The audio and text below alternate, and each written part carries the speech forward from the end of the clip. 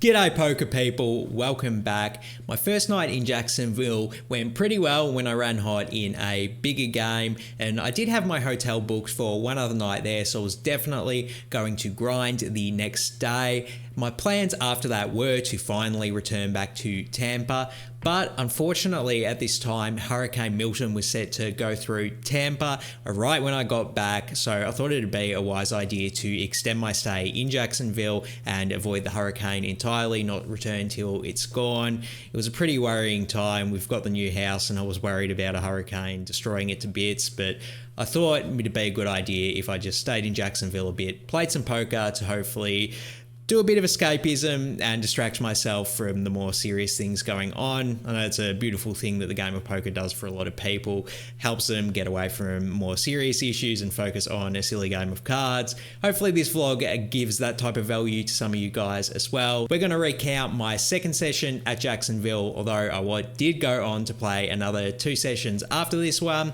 So it just means the road trip's extended and we got more content for you guys. So let's not waste any more time and get into the daytime grind at the BestBet Jacksonville. Let's not waste any more time and get to gambling. Let's go. So we're back in the mix at the BestBet Jacksonville at 1:20 p.m. So we're going for a bit of a daytime grind this session. Let's see how it contrasts with my previous vlog's nighttime session. And we get a pretty warm welcome to the game when we peel pocket kings in the low jack. Let's go. What a sexy hand to wake up with. I go ahead and raise it to 15, and then I only get called by a passive big blind. So we're heads up to a flop, and as if I wasn't running good enough already, the flop is King 8-3 with 2 clubs. Let's freaking go. We have top set to kick things off. We flop the nuts, so when the villain checks it over to me, I decide to go ahead and bet this hand for value. I make it 10, and then before I can even blink, the big blind check raises it to 50. Well, this is some good news here, but I do think we have a pretty interesting decision whether we want to 3-bet or just call as a trap. And I think when a passive player check raises me on this board, they're going to be pretty polarized. They either have a nutted hand that's basically ace king or better that they're trying to get stacks in with now, or they have just some type of airball bluff that they're just, stabbing at because I bet really small on the flop. So with this in mind, I think the best play is to 3-bet just to try and pump money in against the strong part of my opponent's range, particularly when the non-club on the board is the king. So it's actually more likely my opponent has a king X of clubs hand, which we would very happily get all in with here. So I decide to go for the aggressive line. I 3-bet it to 175, and then the opponent almost snap folds. So I guess they were just check raising really light because they thought my small bet on the flop was weak.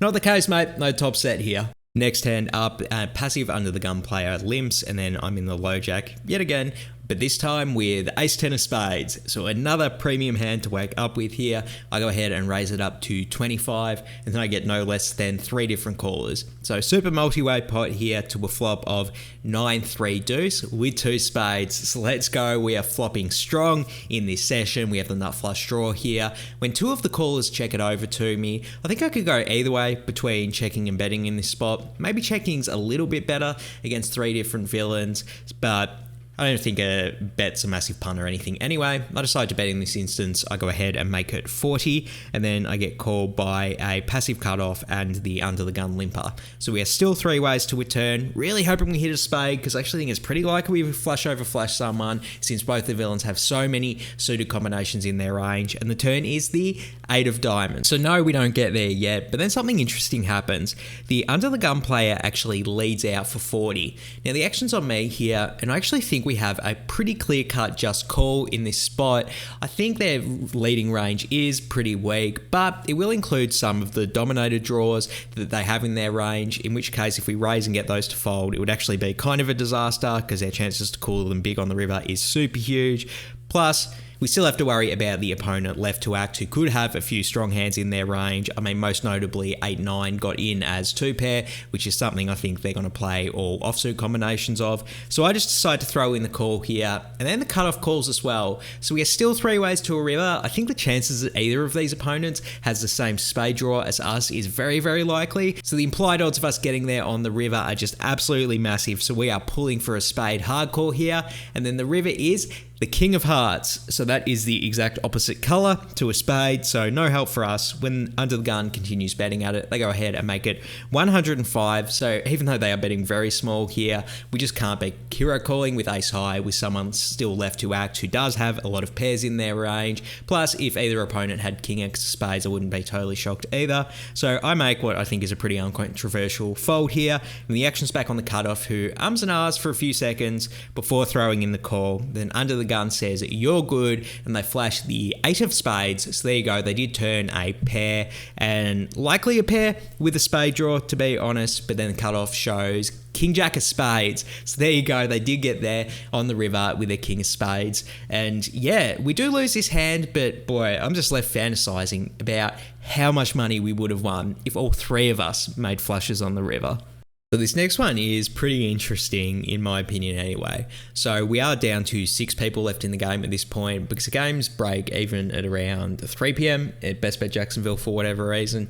Whatever the case, the middle position player raises it up to 10, so a literal min click off of their very short stack. So when I'm in the cutoff and I peel ace-king offsuit, the most no-brainer 3-bet of all time, I go ahead and raise it up to 40, definitely on the larger size considering the initial raiser's short stack, but I'm mostly doing this because I just sort of want to induce them to go all in over the top of me so we can just get money in now when I do have a premium. So I go ahead and make it 40, and then when the action's back on the middle position player, they do not oblige and they only just call, to my chagrin. So whatever the case, we still have a really good chance with a really strong hand because we are heads up to a flop of ace jack 3 rainbow. Decent flop for us. When the villain checks it over to me, definitely want to go ahead and c-bet for value here. I decide to size up to 35, which is a really big bet sizing in position on this board in a 3-bet pot, but it's mostly just because if the opponent does have any ace-x combination, I don't think they're going anywhere, so I just want to maximize value. So I go ahead and make it 35, and then the middle position player does call. So we are still heads up to a turn, which is the Queen of Clubs. Far from the best turn card in the world. I actually really hate this one, and now we lose to ace queen, and king 10 got in as a straight. Plus, if this opponent did have like queen jack offsuit, I wouldn't be totally shocked either. And things go from bad to worse when the opponent actually leads out for 100. So the action's on me here. I lose to all those hands I already listed, and I definitely think the opponent might lead those. Worried about me checking back a hand like ace king on the turn because it will be scared and they're trying to pile money in with it now. So with all of that in mind, I do actually decide to fold my ace king here. Didn't feel great about it, but I think I'm just behind so much of villain's range. And then villain is actually kind enough to show me their cards, and they show pocket 10s. So wow, honestly, I'm really impressed with their bluff line. It did look very credible, and yeah, they got us off the top pair here. Not the best feeling in the world, to be honest. So we're still in a 6-handed game for this next one, and then we get a limp from a passive Under the Gun player, and then I'm in the cutoff with ace 8 of hearts, definitely strong enough to raise it. I go ahead and make it 30, and I get called from a tight aggressive button, and the limp calls as well. So we're 3 ways to a flop of jack 3-3 with 2 diamonds and 1 heart. When the Under the Gun player checks it over to me, I think checking probably is the right play against 2 different villains in this spot. Having said that though, I wouldn't hate having just a range bet on this board. The chances that villains missed is pretty likely when one of the cards on the board is paired. Having said that, they both do probably have a lot of jack X combinations which aren't folding. So I decide to bet at it this time, but I think this one is probably a slight losing play in my opinion. I go ahead and make it 35, and then the button calls and the Under the Gun player folds, which is kind of like the nut low scenario when I do c-bet this flop. Whatever the case, we're really hoping to pick up some equity on the turn, and we do, because the turn is the ace of clubs. Let's go. We do make top pair. Now I think we have another interesting decision whether we want to check or bet this hand. I wouldn't actually hate defending my checking range in this spot against a tight aggressive villain. I think they're going to be folding a lot of worse hands when we bet on this board, which is actually why I think this will be a great turn card for us to bluff very aggressively. So when we do have like a more middling strength hand, like a ace with an 8 kicker, might be a good spot to protect our range and potentially induce some bluffs or semi bluffs from like flush draws or weaker pocket pairs. So I check it in this instance, and then the villain does check back. So we're feeling very good about the strength of our hand here, and even even better when the river is the ace of diamonds and we do make a full house after all of that somehow. And the front door flush gets in as well. So now it's on me. I think we definitely want to go ahead and bet this hand, try and get a bit of value. I think it's very likely my opponent has a Jack X combination or maybe a hand like pocket 8s, pocket 9s, which I really don't think is going to call a huge bet. So if I want to get paid by that range of hands, I need to size down a bit. Somewhat possible they do have a flush, which might call a larger bet, but I think most of their range is going to be single pairs when they check back on the turn. So I go ahead and make it 60, and then the button is in the tank, probably a good 30 seconds or so before throwing in the call. We love to see that. I show my hand and theirs goes straight in the muck. Let's go. Next hand up, a passive hijack over limps, and then I'm in the cutoff with Queen Jack of clubs, definitely strong enough to raise here. I go ahead and make it 25. The one thing I will say is that I made it 30 when I ISO'd over a limper in the previous hand. The fact I've sized down here, I don't know, it's a bit fishy to be inconsistent with your raise sizes. Maybe it telegraphs something about your mentality in the time. So yeah, I think that's start of a bit of tilt leaking into my game, and I'm giving away some sizing tells with my raise sizes, which is definitely something to be concerned about. Whatever the case though, I did make it 25 here, and then not surprisingly I get 3 different callers. I'm left wondering if they would have called the 30, but whatever the case, we're playing a bit of bingo because we are four-handed to a flop of 8-8-3 with 2 clubs. So let's go. We do have the queen high flush draw. When the action checks over to me, could go either way between betting or checking into 3 different people with a high equity draw like this. I decide to bet in this instance. Don't think it's a massive punt or anything, but I think there's a lot of merit to checking as well. Whatever the case, I go ahead and make it 40, and then I only get called by a passive big blind. So we go heads up to a turn which is the 10 of diamonds. So pretty sexy turn for us. We now have a combo draw with our gut shot and flush draw. So when the villain checks it over to me again, I definitely want to continue betting, not only because I picked up equity, but because I think of a lot of villain's range that called on the flop is going to include pocket pairs that were stronger than pocket 3s, but weaker than the 10x. So the 10 might be a bit of a scare card for them. The double barrel on this board does look really strong. They might put me on an overpair or an 8x. So good spot to go for it. The fact that we picked up so much equity doesn't hurt either. I go ahead and make it 125, and then the big blind check raises to 300. Now look, I'm not going to make out like I'm clairvoyant or anything, but when the villain does this, they either have an 8 or a full house almost 100% of the time, particularly when we block the main combo draw. So at this point, I'm utterly convinced that I am behind. It's interesting though, because the villain did raise kind of small, and we are getting a pretty decent price to draw on the river with our combo draw. Of course, if they do have a full house, we're completely dead. But if they have an 8x, I really don't think they're going to be able to get away from it on the river. So that definitely tempts me to call. Might be a bit of a mistake though, because the opponent can definitely have 10-8 offsuit probably, as well as pocket 3s, pocket 10s, pocket 8s also possible. So there's some hands that have us completely dead. So maybe folding is the correct play here. I get baited by the cheap price and how strong our draw is, and I do throw in the call. I think it might be a bit of a mistake though in the long run. Whatever the case though, we're taking a river, really hoping our mistake gets paid off when we get there. And the river is the 6 of clubs. Let's go. We make the queen high flush on the river, and then the villain goes ahead and bets 500.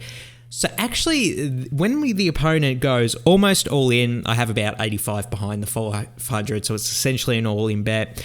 I'm pretty concerned now that the front door flush gets in and the opponent bet really big. I actually think that's pretty indicative of strength. Like, even if they have 8x, they'd probably bet on the river, but are they going to go all in? Like, aren't they worried that I might have called with a flush draw on the turn? So I think when a passive opponent does this, you can kind of read into it a lot and like, oh shit, maybe my queen high flush isn't good. I really think they're likely doing this with a full house and not the nut flush draw, but it is worthwhile to note we do lose to ace high flushes as well. So honestly, as nitty as it seems, I actually think I should just be folding my flush here. Really don't think they're going this large with an 8x, but I alluded to this earlier in the hand. I'm feeling a bit of tilt, not a lot of things going my way in this session so far anyway, and I decide, not even on calling, I just decide to go all in, figuring like, well, if I think my opponent has an 8, I might as well just get the extra $85. So I rip it all in here. I think this is a mistake though, as tight as it seems. I think folding is actually the right play when the opponent, a passive opponent, uses this size on the river. So I go ahead and rip it all in, and the villain calls pretty quickly. I show my hand, and then the villain shows pocket 3s, and then literally as they put their cards on the table, they jump up and they clap in the air and they start celebrating and screaming. Obviously, that's obnoxious as fuck and it irritated the shit out of me. I didn't say anything in the table at the moment, but fuck this guy. But I say that kind of joking, but really I'm more mad at myself for one, making the mistake of calling on the turn, and two, paying this guy off on the river. Obviously, I'm never getting this money back. This guy is clearly about to hit and run if he's having this big a celebration about winning a 2K pot at 2-5. Okay, my salty rant's over. Let's get on to the next hand. Okay, so we're really trying to bounce back after the previous hand. Clearly, I'm tilted. Even recounting the hands now, over a month later, I'm getting retilted, thinking about it. So really want to calm down, focus on the game we're playing, the decisions we're making in hands, and hopefully we can do that in this next hand, because I think this is a really, really interesting hand. So it starts off with me in middle position. We're still six-handed, and I go ahead and peel ace-jack offsuit. I raise it up to 15, and then I get called by a passive button, and then a tight aggressive small blind 3-bets to 40. I'm not going to fold in position facing this small of a 3-bet. Don't want to 4-bet though. This is a tight aggressive opponent and I haven't seen them get out of line all day at all. This is the first time I've seen them 3-bet. So I actually think they do have a pretty strong hand here. Leaves me with one option. I throw in the call, trying to crack their premium. And then the button actually folds, which is kind of like the nutted scenario for us because we do have the villain heads up to try and crack their monster. So we are heads up to a flop of Jack 9-3 Rainbow. The small blind C-bets for 50. Still very concerned about them having an overpair on this board, but not concerned enough to be folding top pair, top kicker here, particularly since we likely have some outs on the turn. So I throw in the call, and then speaking of outs on the turn is the ace of clubs putting out backdoor clubs. Let's go. We make the 2 pair. We do crack their overpairs in their range. So when they check it over to me, I want to bet pretty small here just because I think a tight opponent is going to be pretty scared off if I start to bomb it with their pocket kings, pocket queens combinations. So definitely want to down bet a little bit. And by the way, I do think if they had ace king, I think they would either check the flop or continue betting on the turn if they had that hand. So I really don't think they have ace king. I think it's kings or queens, maybe pocket aces or pocket jacks, although we do block those hands pretty significantly. So whatever the case, have to down bet a bit here. I go ahead and bet 60, which I think is a pretty perfect size bet because the opponent actually tanks probably a good 30 seconds or so before throwing in the call. So really don't think we could have got more value in this spot. So let's see the river, see if we can get another tiny bet paid off. And the river is the queen of spades, and then the opponent visibly on their face, something about their expression changed. They look like they really, really like this river. And I'm even convinced further that they like this river when they lead bet 225. And now I am in the absolute gutter. I said their range when they called on the turn was pocket kings and pocket queens. Pocket queens got there. This guy had a visible reaction to it when the card peeled on his face.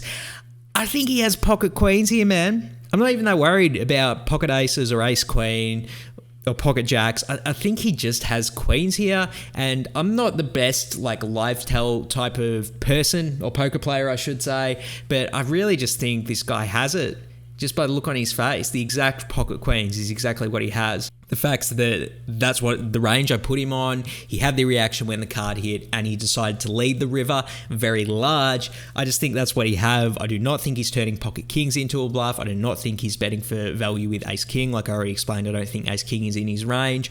So this is a really, really gross spot because we do have the 2 pair, but I'm so thoroughly convinced that my opponent does have pocket queens. And you can see I'm having a bit of a reaction, tweaking at the poker table, but I do come to what I think is the correct decision, and I fold my ace jack. I go ahead, I put it in the muck, then the villain mucks his cards as well. We do not get to see what he had, but I'm telling you, I am still to this day thoroughly convinced that he had pocket queens and I escaped disaster with a very disciplined fold there. Let me know what you think in the comments below. I'm sure a lot of people think this is a nit punt. If that's a thing, it's just a really nitty fold. Let me know what you think in the comments below. But for the record, I am proud of this one. So despite being very happy with my disciplined fold in the previous hand, I do think the tilt of things not going my way in the session was creeping in and starting to affect the quality of the decisions I was making in hands, which will become pretty apparent in this next hand. So whatever the case, my boy Graham is a fan of the Instagram page and the YouTube channel. So shout outs to Graham. He raises this one 20 under the gun. Then the action folds to my big blind with ace queen offsuit. And in general, I really dislike having a big blind defending range, particularly versus a 4x open in a live raked cash game. I think you're just going to get eaten alive and you're better off just playing 3-bet or fold versus these larger open sizes, in my opinion anyway. So I think the right play here should be 3-betting or folding, depending how tight you think the under the gun raiser's opening range is, and probably be 3-betting this one against Graham. I just like to call an instance. I will say, if you are going to defend against 4x opens, you should be doing it with premium hands like ace king and ace queen, but in general, I think you should just try and avoid it. That's my opinion anyway. Whatever the case, I make what is probably a slight mistake and just call in this instance. So we go heads up to a flop of king 6-5 rainbow. I check it over to the pre-flop aggressor who c-bets at 15. And now I do want to have a pretty robust check raising range on this board, essentially scare my opponent off any hand that isn't king X by the river. Having said that though, I think with ace queen specifically, I think we should either be calling or folding. I mean, a lot of the hands that he's going to fold when I check raise are worse ace X hands, which we already beat anyway. And in that instance, we're just coolering ourselves when the opponent does call with a king X or a stronger hand. Clearly I'm on tilt though because I take the aggressive line. I check raise it to 75. I think this is the second mistake I've made in this hand already. Not shaping out well for this hand. I check raise it to 75 and then Graham throws in the call. So it heads up to a turn, which is the 3 of club. The action's back on me, and I get the idea in my head that if the opponent did call on the flop with essentially pocket 7s through pocket queens, that I will be able to scare them off with another barrel. I think that might be a bit of a mistake though. I mean, those hands might have defended on the flop, but if they didn't, I'm just going to be running into king X and stronger hands specifically with a continued barrel. So maybe this is a good spot to just shut down, particularly since we do have a hand with showdown value that's going to be ahead of a lot of his draws. Still on tilt though, because I continue with the aggressive line. I go ahead and bet 125. I was trying to fold out pairs worse than the king, but I don't think it's going to work well enough, particularly for this size. And then the under the gun player thinks a bit, and then he throws in the call. Not what we wanted to see, and we're off to a river, which is the 2 of diamonds. And at this point, I'm pretty thoroughly convinced my opponent has king jack or better. This might be somewhat of a scary river for them, but then again, maybe not. I mean, how many 4x combinations do we actually have when we take this line with the check raise on the flop and the call pre-flop? I think a good thinking opponent like Graham will be able to sniff out that I'm full of it in this spot if I do go all in. So I definitely want to bluff sparingly with that in mind. So I do decide to give up on it with the ace queen. I check it over to him, and then he's in the tank, probably a good 60 seconds or so. I actually checked twice just to make sure he saw me check the first time. Then he takes a little bit more and he finally goes all in. We have the easiest fold in the world here with ace high.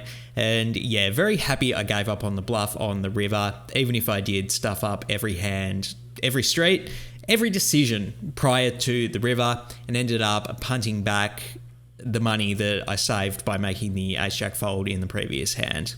Sick game sometimes.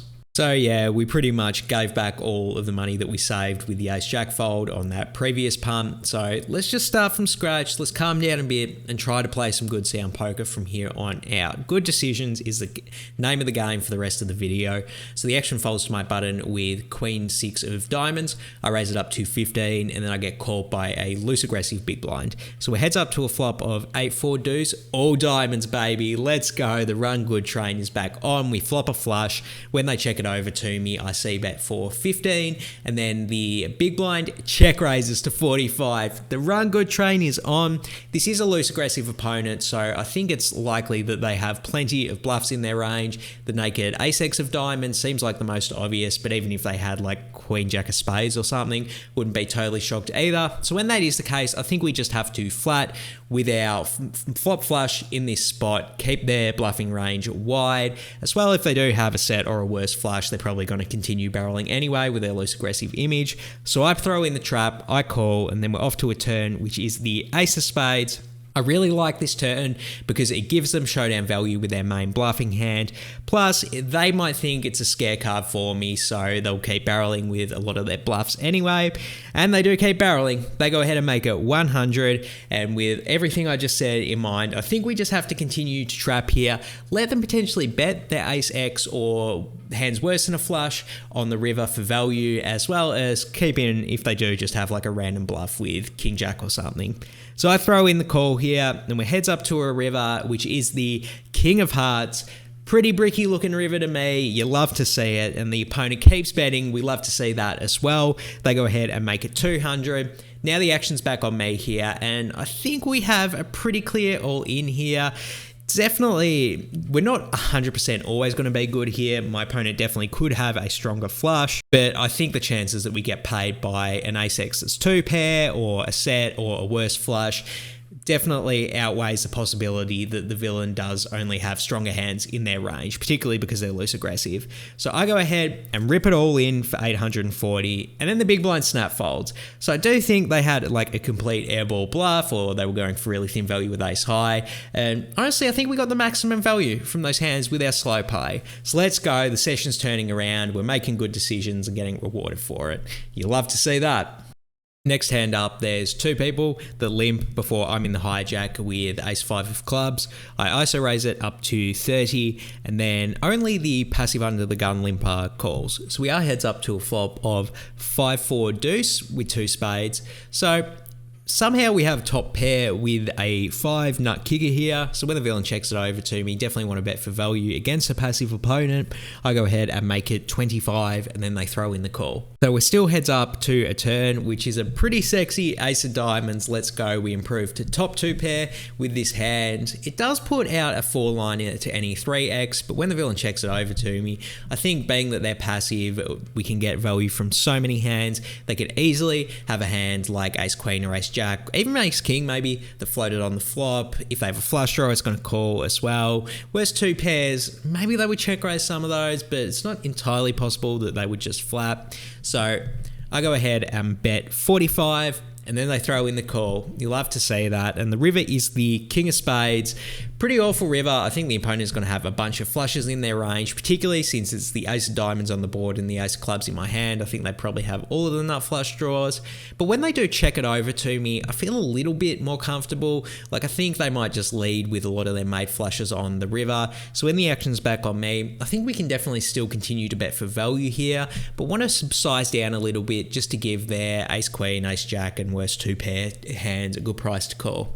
So I make it 75, and then the under the gun player thinks a little bit before check raising it to 200, and straight up, and when they do this here, they have a flush, probably the nut flush as well. They're even check raising to a small size to give us a price to call, and I sniff it out straight away, and I do end up folding my ace 5 suited hand. And even though I do think I played this hand well, I'm just so tilted from essentially none of the hands going my way. I obviously copped a little bit of a beat on the river here, and I made a bad assumption that the opponent would lead the river with a flush. Clearly they were making a good move by check raising it, and I play 2 more hands before I'm the big blind, and then I decide to rack up rather early in the day and call this thing a session and try and get some sleep and get something to eat, because clearly I'm tilted and not feeling like grinding a bunch more hours on the day.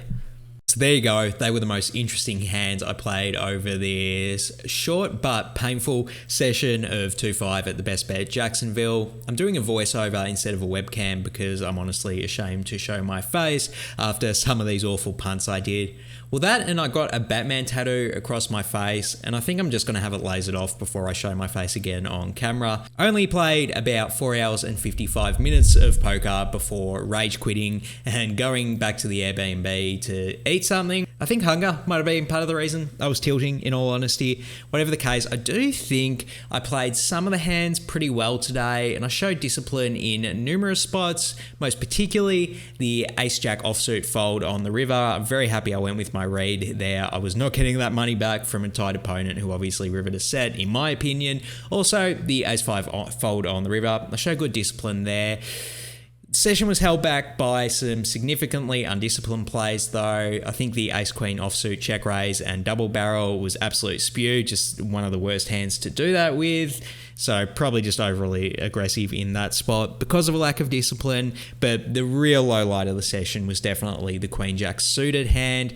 When he check raises on the turn, I know he's nutted there. And sure, he could have an 8x and we're getting a good price to crack it. But even if we do call and then he bombs a river again, he's just telegraphing the strength of his hand as a passive recreational player. And we 100% should be able to get away from it in that spot. So really undisciplined, and it just did not have to cop as much damage as I did during this session because of my bad plays in my opinion. So I'm going to give myself a D+ for today. It is a really bad session. It's not as bad as some of the sessions we've done in the past. I think I made a few good plays that keep me up from the F grade, but it's not good. I'm going to go with a D+.